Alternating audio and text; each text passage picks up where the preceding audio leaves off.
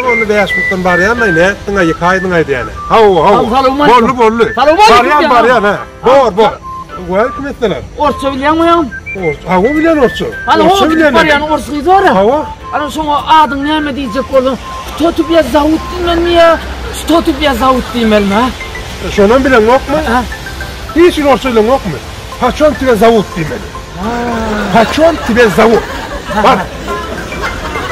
Ha. Bollu. Bol ya bak. Oğlum yine ben geldim ya. Ne ettin ayımın ha? Var son adın soğradım onu diye ya. Şimdi ben son kovuyan diyecek oğlum.